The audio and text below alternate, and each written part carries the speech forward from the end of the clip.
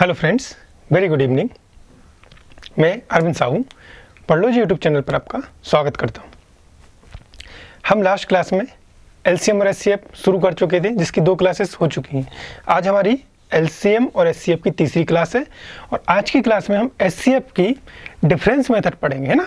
HCF मैंने जहाँ तक कल की क्लास में करवा दिया था, उसके बाद आज मैं डिफरेंस मेथड आपको बता रहा हूँ। ठीक है, चलिए हेडिंग डाल लीजिए एचसीएफ। इसमें हम कौन सी मेथड पढ़ रहे हैं आज? Difference method. जो भी मैंने पढ़ाया उसका यूज हमें एग्जाम में ज़्यादा देखने को नहीं मिलेगा, लेकिन ये जो मेथड है ये मस्ट है।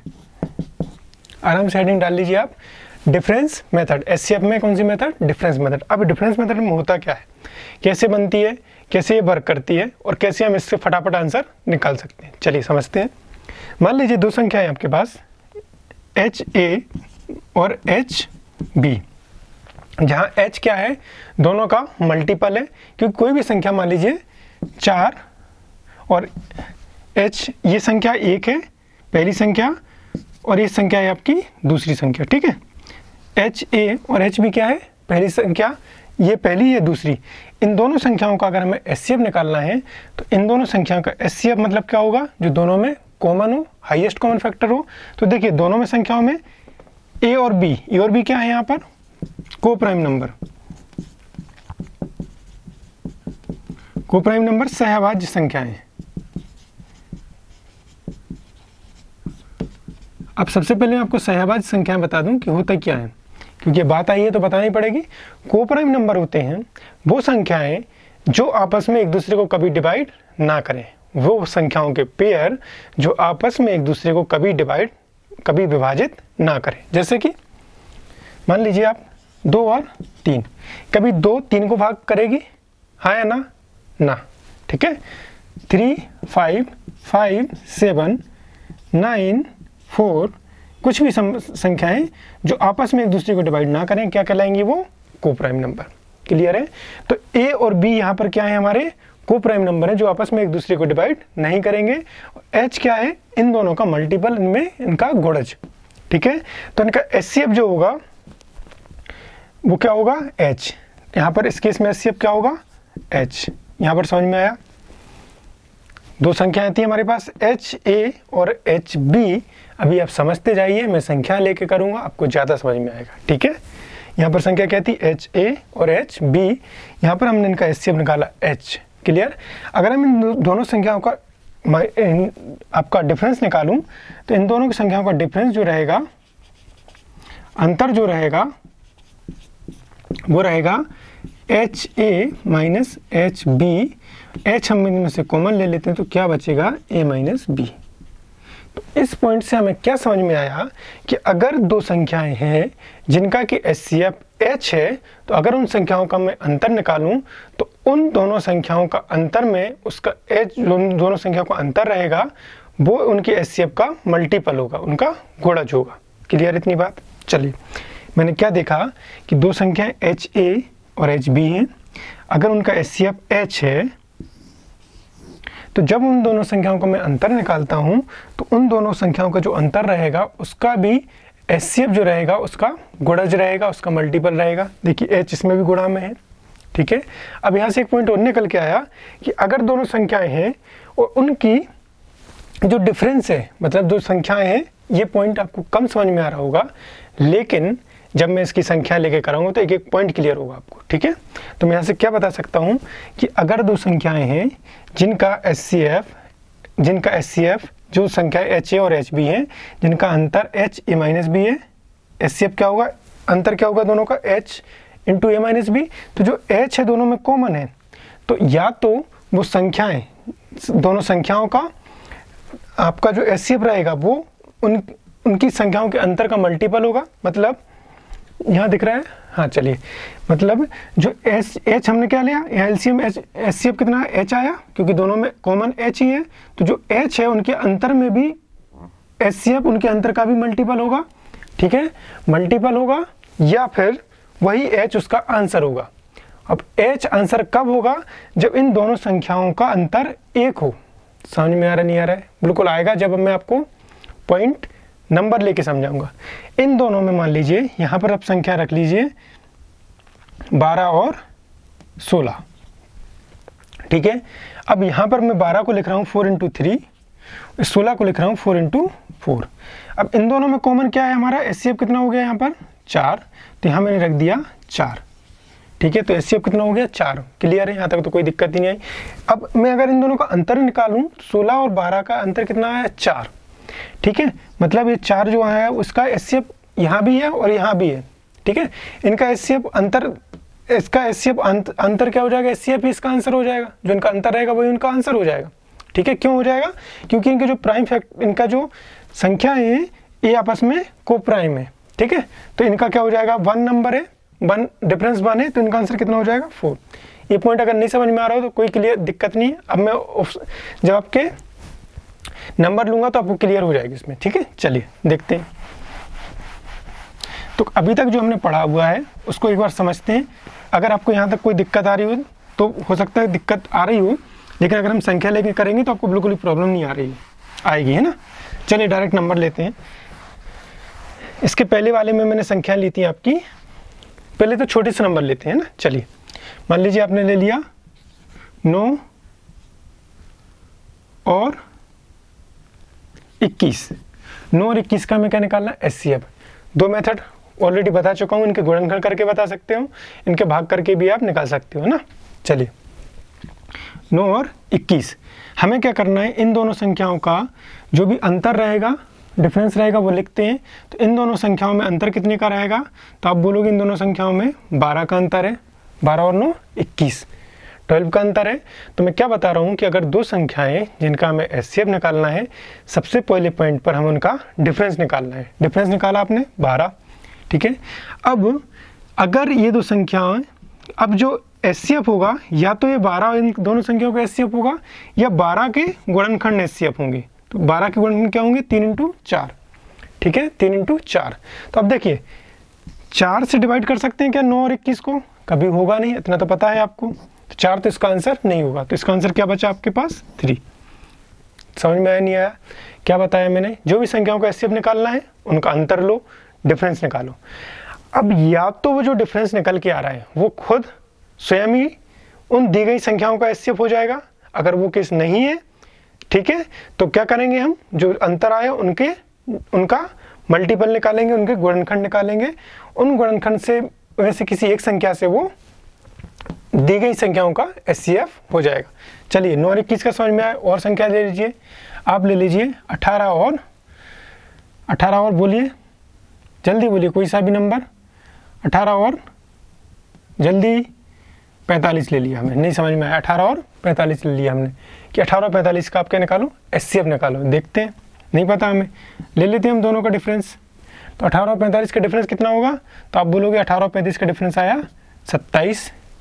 अब या तो 27 18 और 45 का HCF होगा, लेकिन बात क्या हुई थी कि HCF कभी भी दी गई संख्याओं से बड़ा नहीं हो सकता है। तो 27 तो 18 से बड़ा है, तो ये तो HCF हो ही नहीं सकता, ठीक है। फिर क्या करेंगे हम, फिर हम 27 के गुणनखंड करेंगे। तो 27 के गुणनखंड क्या आएंगे, इसको लिख सकते हैं आप 9 × 3। अब देखिए, अब 3 से भी 18 हो रहा है डिवाइड, और 45 भी, 3 से 45 भी डिवाइड हो रहा है 18 से। तो अब आपके पास मन में क्वेश्चन आएगा कि सर 3 भी तो इसका HCF हो सकता है, क्योंकि वो भी डिवाइड कर रहा है, और 9 तो कर ही रहा है, 9 2 जा 18, 9 5 जा 45। तो हम फिर किसको आंसर लें, तो अब सीधी सी बात है कि HCF मतलब हो रहा है हाईएस्ट कॉमन फैक्टर, सबसे बड़ी संख्या। तो ये भी डिवाइड कर रहा है, लेकिन हमें क्या चाहिए, बड़ी से बड़ी संख्या जो कि कॉमन हो। तो बड़ी से बड़ी संख्या क्या आएगी, 9। तो 18 और 45 का HCF कितना हो जाएगा, 9। सबसे बेस्ट अप्रोच है डिफरेंस मेथड, अंतर विधि। क्लियर है, चलिए और आगे बढ़ते हैं, थोड़ा सा अच्छा लेवल बढ़ा लेते हैं। बेस क्लियर हो रहा है, ठीक है, बिल्कुल आराम से पढ़ा रहा हूँ मैं।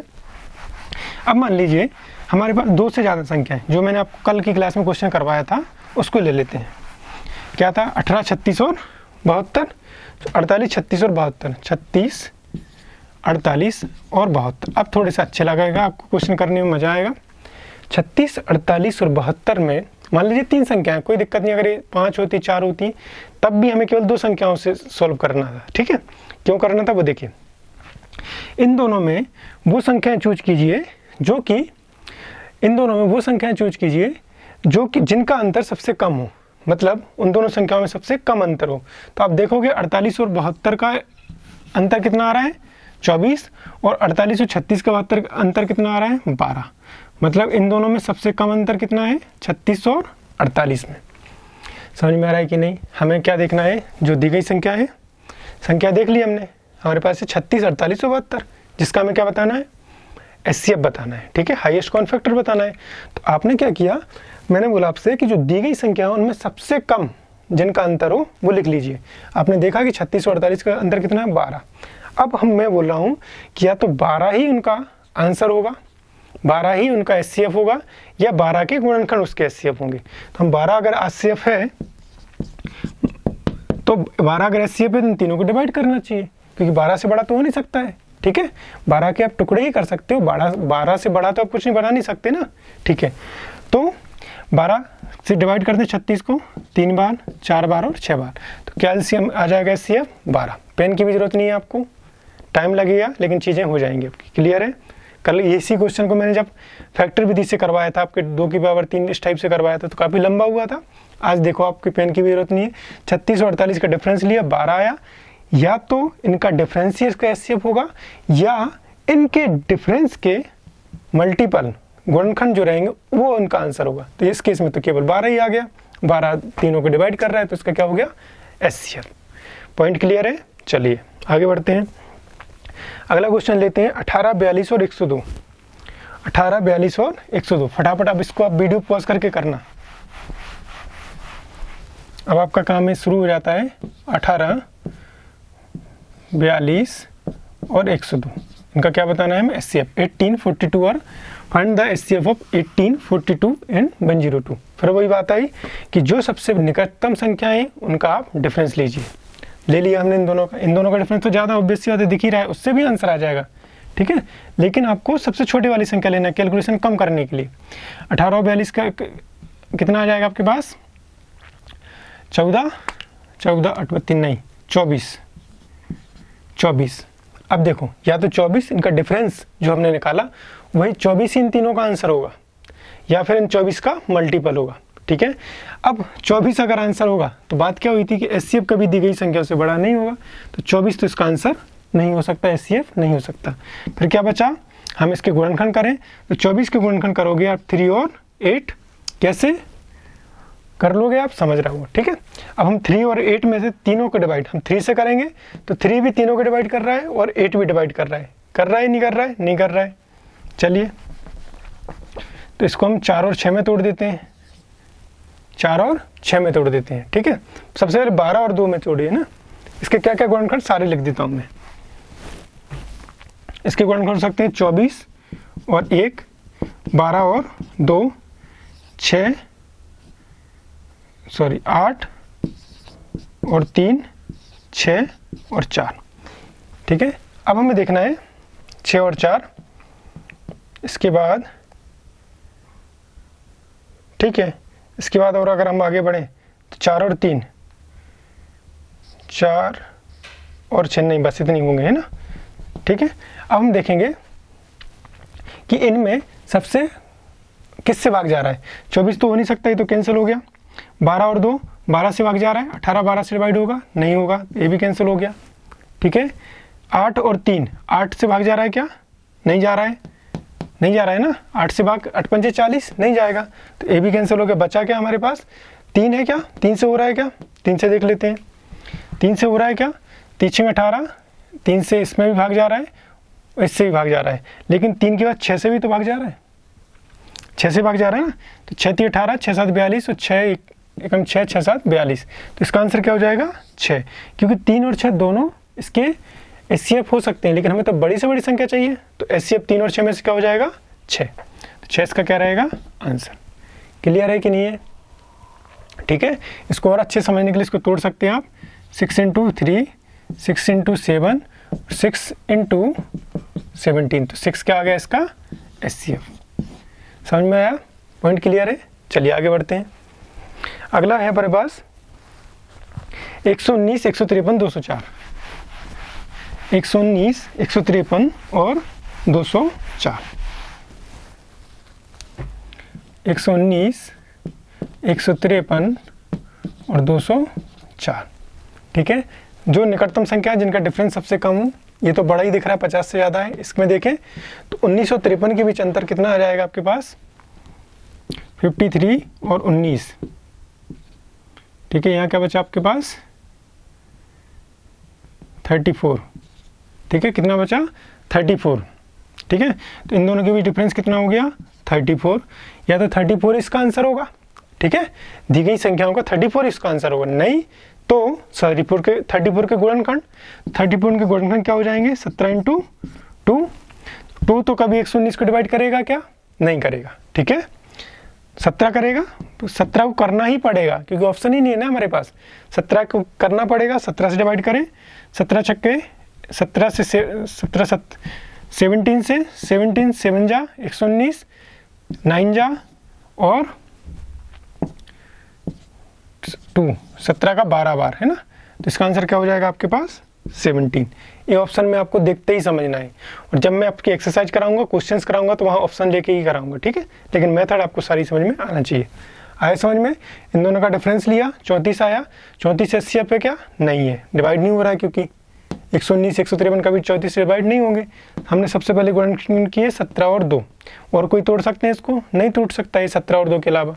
ठीक है, चलिए आगे बढ़ते हैं, आज का लास्ट क्वेश्चन कर लेते हैं। आपके पास है 216, 288 और 720।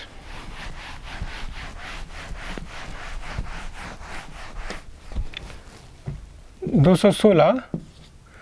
288 और 720, इन तीन संख्याओं को क्या बताना है आपको, एससीएफ बताना है। 216, 288 और 720। ठीक है, इनका एससीएफ बताना है। कोई ऐसी संख्या चूज कीजिए जिनका डिफरेंस सबसे कम हो, तो यही दिख रहा है हमें, किया हमने इसमें से कम कर लिया। 88 में से 216 माइनस करेंगे, 288 में से 288 में से 216 माइनस करेंगे, कितना हो गया, 2 और 72। क्लियर, या तो 72 ही इसका आंसर होगा या 72 के गुणनखंड इसके आंसर होंगे, फैक्टर इसके आंसर होंगे। चलिए देखते हैं, 72 से डिवाइड करेंगे 3 टाइम्स, 72 से डिवाइड करेंगे, करके देखें। आखिरी में क्या है, 2, तो यहाँ कितना चाहिए, 8, तो 4 बार जाएगा, तो 4 बार ये डिवाइड हो रहा है, और ये बार 10 बार, तो आंसर क्या हो गया आपके 72। समझ में आया, मैंने क्या किया, जो निकटतम संख्या है 216 और 288, उनका डिफरेंस लिए 72। अब 72 ही इसका एससीएफ होगा या नहीं हमें नहीं पता, लेकिन अगर हम 72 से डिवाइड करें तो आंसर जा रहा है ना 72। यहाँ क्या है, 6 है, तो यहाँ इसमें कितने का इंटू किया, 3 का, तो 3 3 जा 3 2 जा 6, 3 7 जा 21। ठीक है, तो हमें दिख गया यहाँ पर क्या है 8, तो यहाँ कितना होना चाहिए 4, तो 4 2 जा 8, 4 7 जा 28। यहाँ पर 0 है, तो यहाँ पर तो 0 ही आ गया, तो कितना हो जाएगा ये 10।